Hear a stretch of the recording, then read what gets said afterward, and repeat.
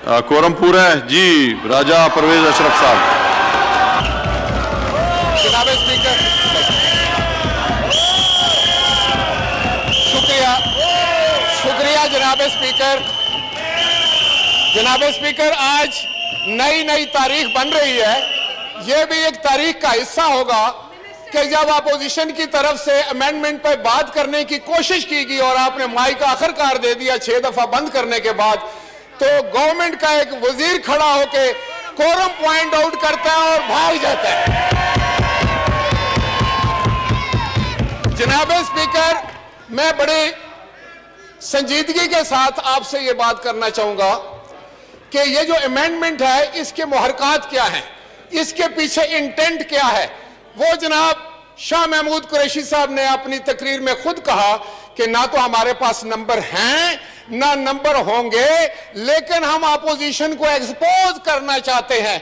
भाई, आप एक्सपोज करना चाहते हैं तो हमारी बात सुने, हमारी राय सुने और इसके ऊपर हमारी इनपुट लें, लेकिन आप तो खुद एक्सपोज होकर चले गए। जनाब स्पीकर, यहां पर मौजूद adviser on parliamentary affairs Babar Awan साहब मौजूद हैं। हमारी हुकूमत थी और ये हमारी हुकूमत का एक अहम हिस्सा भी थे। नहीं नहीं नहीं नहीं, बात नो नो, मैं जो बात करने जा रहा हूं, हमें भी अमेंडमेंट करनी थी 18वीं तरमीम। जनाब स्पीकर, ये सुनने वाली बात है, ये गाली गलौज देने वाली बात नहीं है।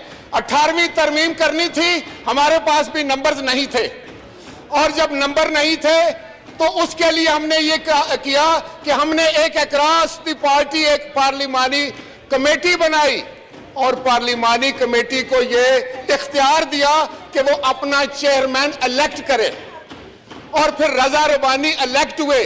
बाबर अवान साहब ने उस कार्रवाई में हिस्सा लिया।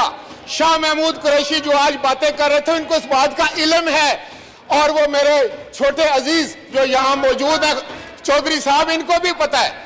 तो इस तरीके से हमने बहुत बड़ी तरामीम की, बहुत बड़ी, लेकिन हम चाहते थे कि तरामीम हो। हमारे जहन में था कि यह तरामीम पाकिस्तान की बेहतरी के लिए हो। हम किसी अपोजिशन के सामने नंबर बनाने के लिए नहीं कर रहे थे, पाकिस्तान के अवाम को धोखा देने के लिए नहीं कर रहे थे, कोई ड्रामा करने के लिए नहीं कर रहे थे, ना हमारा कोई ये मकसद था, इसलिए हम कामयाब हुए। अब यहां क्या होता है कि तरमीम आप करने जा रहे हैं कॉन्स्टिट्यूशन में, पल्ले नहीं तेला ते कर दिए मेला मेला। आपके पास क्या है? कैसे आप करोगे तरमीम? और आपका फिर ज़हन ये है, आपका किरदार ये है कि आप हमें इंस्टिगेट करते हैं, हमारे लोगों के गले पर नारे ना लगाएं, गालियां दे रहे, और आप समझते हैं कि आप कोई बहुत बड़ा कारनामा सरअंजाम दे रहे हैं। और मैं इमरान खान साहब से भी आज ये गुजारिश करना चाहूंगा, मैंने कभी ये बात नहीं की, मैं उनसे ये गुजारिश करना चाहूंगा कि आपको जो लोग खुश कर रहे हैं और इस पार्लियामान का माहौल खराब करके आपसे नंबर बनाने के लिए कहते हैं, अपने नंबर बनाने के लिए आपसे दाद वसूल करते हैं, खुदा के लिए उसकी बातों पे ना जाओ।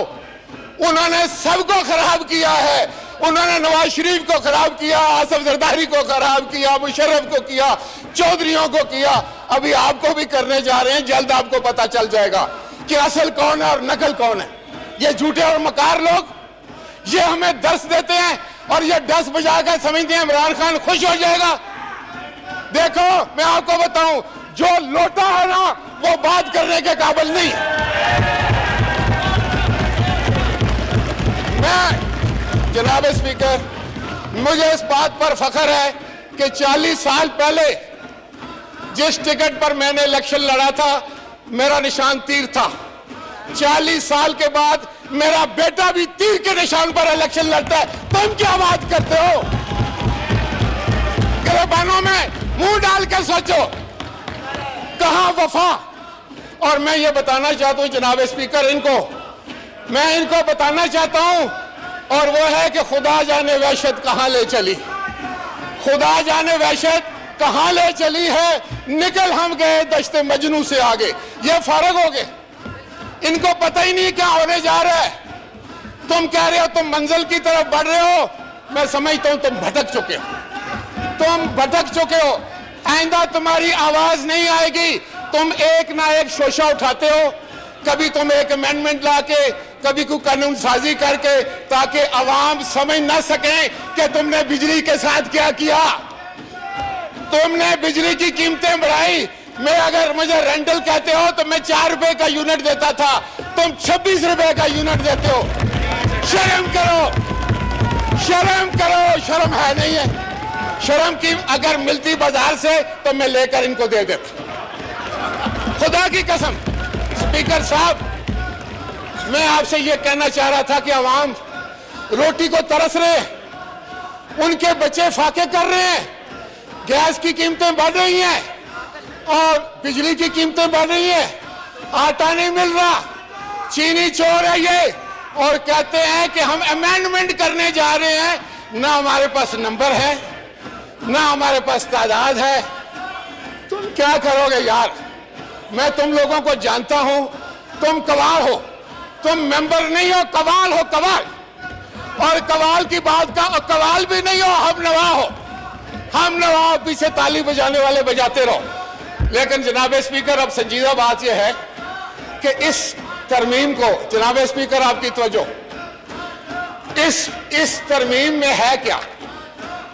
मैं जरा ये पूछना चाहता हूं कि ये बड़े बड़े इधर जुगादरी बैठे हैं और उनको एक टास्क मिल जाता है या वो ले लेते हैं तो वो समझते हैं कि सारे लोग बेवकूफ हैं। आप पार्लियामान को पार्लिमानी तरीके से चलाएं। ऐसे नहीं होता कि मुझसे आप फ्लोर ले लें और शाह महमूद साहब को तकरीर करने दें, वो 1.5 घंटा तकरीर करने के बाद कहते हैं अब मेरे बाद फवाद चौधरी साहब तकरीर फरमाएंगे। अरे भाई, आपका क्या काम है स्पीकर साहब? फवाद चौधरी तकरीर खत्म करने से पहले कहता है कि मेरे बाद अब असद उमर साहब तकरीर फरमाएंगे। आपने ऑब्जेक्शन नहीं किया जनाब स्पीकर? आपने इस पर एतराज नहीं किया कि स्पीकर तो आप हैं, फ्लोर तो आपने देना है, वो तो अपने आप को फ्लोर दे रहे हैं। ये जो तहरीके इंसाफ की पार्लिमानी पार्टी की मीटिंग हो रही थी या इस ईवान के अंदर अमेंडमेंट पेश हो रही थी? आप बताएं। मैं आपको एक बात पूरे यकीन से कहता हूं, आपके दिन गिने जा चुके और मैं आपको पूरे वसूख से कहता हूं, ये आपको बताऊं कि मैं राजा रेंटल हूं, मैं राजा हूं, लेकिन तुम कौन हो? तुम कौन हो? अपना तारुफ कराओ। जनाब स्पीकर, मैं आपको बताना चाहता हूं कि रेंटल पावर में अल्लाह ताला ने मुझे कामयाबी अता की, मुझे कोर्ट ने बरी किया और तुम जैसे जो है वो अपने मुंह पर कालख मलिक कर जो मर्जी कहते रहे। और बात यह है जनाब स्पीकर कि इस अमेंडमेंट में है क्या? इस अमेंडमेंट में यह था, इस अमेंडमेंट में ये, मेरी आपकी तवज्जो चाहता हूं जनाब स्पीकर, जनाब स्पीकर आपकी तवज्जो चाहता हूं। जी जी, देखें, मुझे इसकी परवाह नहीं है। मैं आपको ये बताना चाह रहा था कि ये जो मेरे सामने मसला है ये है तरमीम का। तरमीम एक बड़ा संजीदा काम है, एक बहुत ही संजीदा मसला है और वो भी आईने पाकिस्तान में आपने तरमीम करनी है।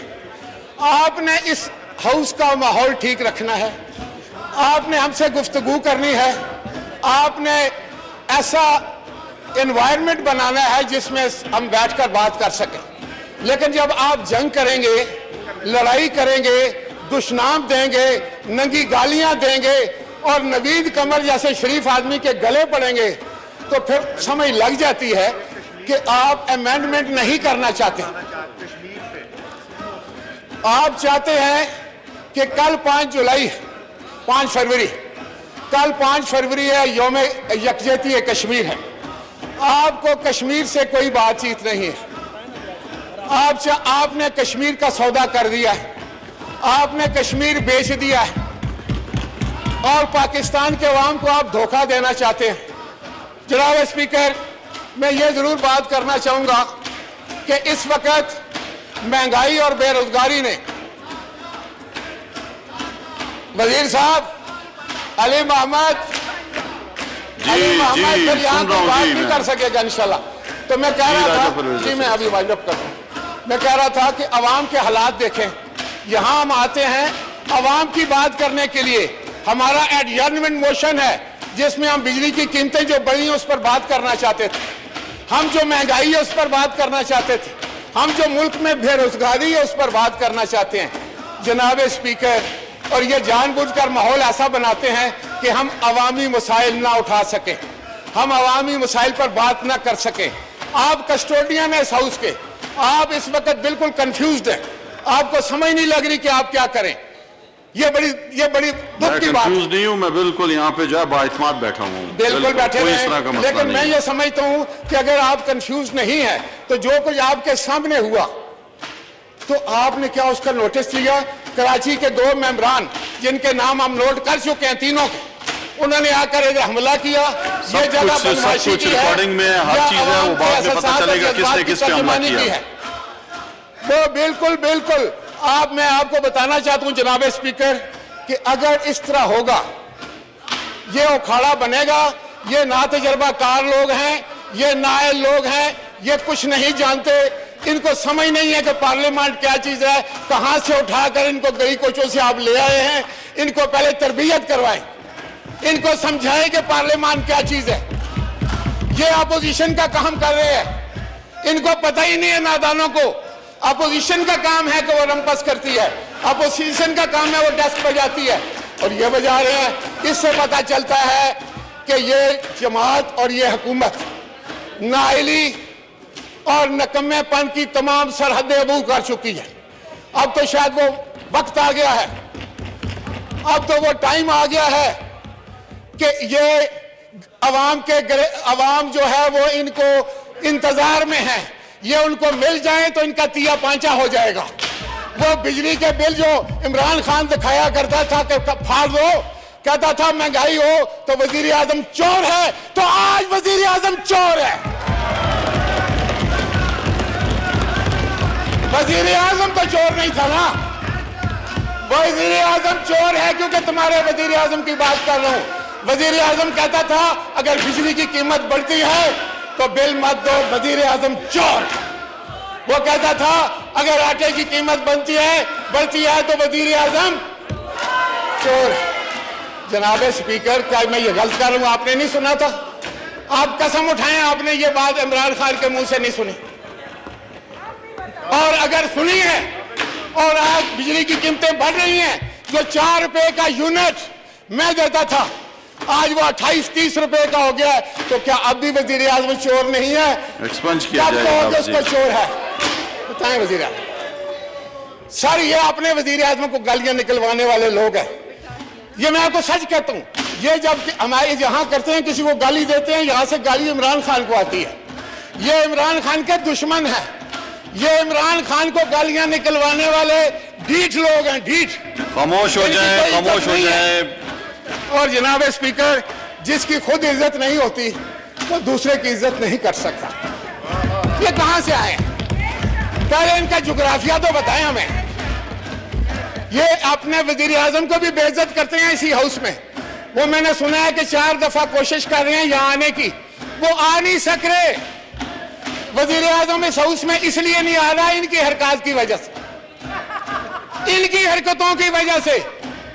और इन 2 बंदों को नोट कर लें, ये वजीर आजम को से या फंड लेना चाहते हैं, या दाद लेना चाहते हैं, या नंबर बनाना चाहते हैं, लेकिन ये इनको कुछ नहीं मिलेगा। या वजीर बनना चाहते हैं। अगर वजीर बनना चाहते हैं, अब मैं आपको एक मशवरा दूं, तो अपनी अहलियत साबित करें। डेस्क बजाने वाला कभी वजीर नहीं बन सकता।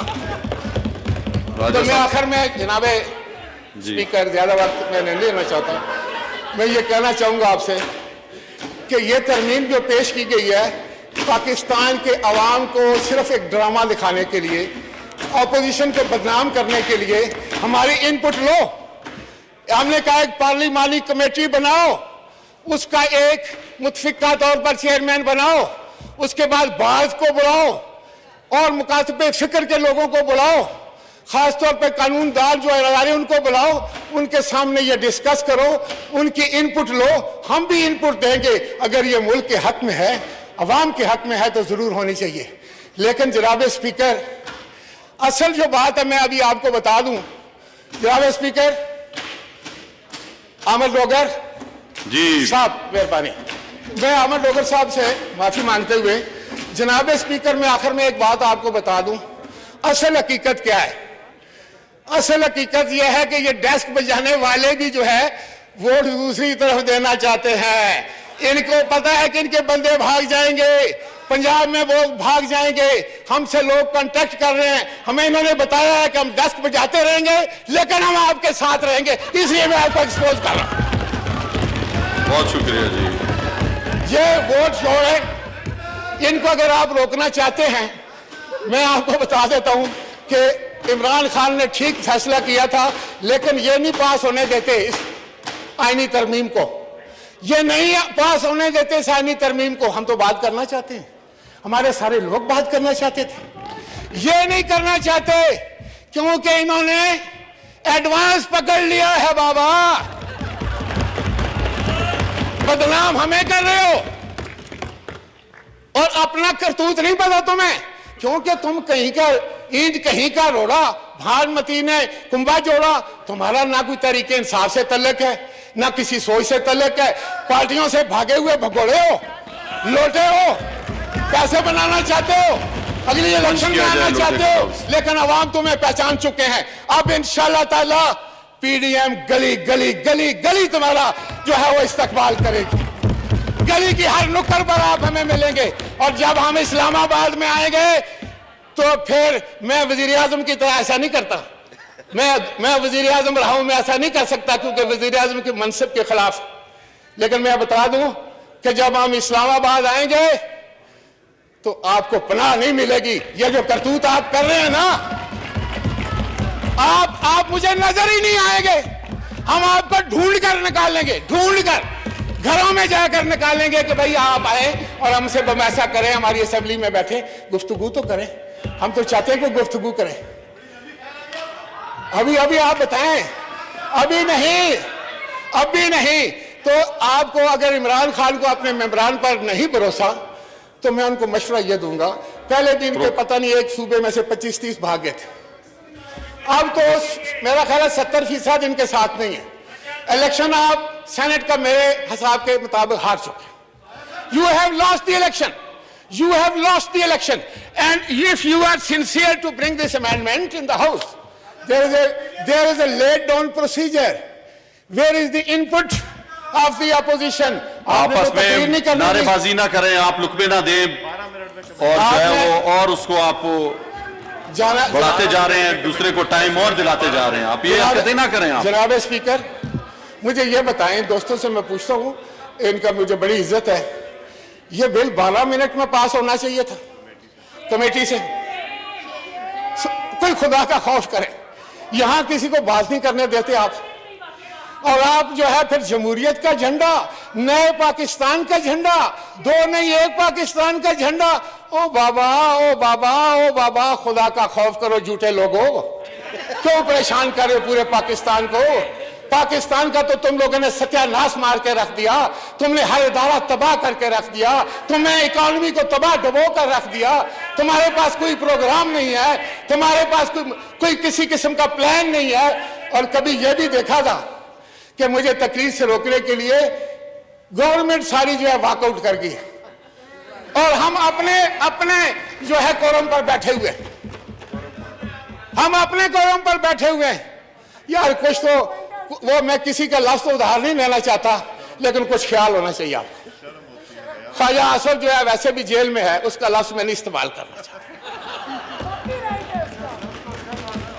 मैं जनाब स्पीकर, ये जो अमेंडमेंट आई है ये बदनीयती पर मबनी है, बदनीयती पर मबनी है। इनको पता है कि ये पास नहीं हो सकती, इलेक्शन सीक्रेट बैलेट पर होगा। मैं आप मेंबरान को बता रहा हूं, आप फिक्र ना करें, जहां जहां आप हैं डटे रहे और बयाना वापस ना करें पीटीआई वालों। बहुत शुक्रिया जी, बहुत शुक्रिया। तो आखिर में एक चीज में और आपकी खिदमत में पेश करना चाहता हूं। जनाब स्पीकर, हमारे हाउस को अगर कायदे और ज़वाबित के मुताबिक नहीं चलाया जाता, ये सारे हाउस की बदकिस्मती होगी। कौन है जो नाराबाजी नहीं कर सकता? आप भी कर सकते हैं, हम भी कर सकते हैं। आप आज हमारे एक ऑनरेबल मेंबर के गले पड़े, क्या आप चाहते हैं कल आपके किसी सीनियर के गले हम पड़ जाएं, हमारे लोग पड़ जाएं, हम उनको इंस्टिगेट करें? हम कभी नहीं करेंगे। मैं उन दोस्तों से भी कहता हूं जो आज गले पड़े हैं कि आपने गलत किया, ये पार्लियामान के खिलाफ बात जाती है।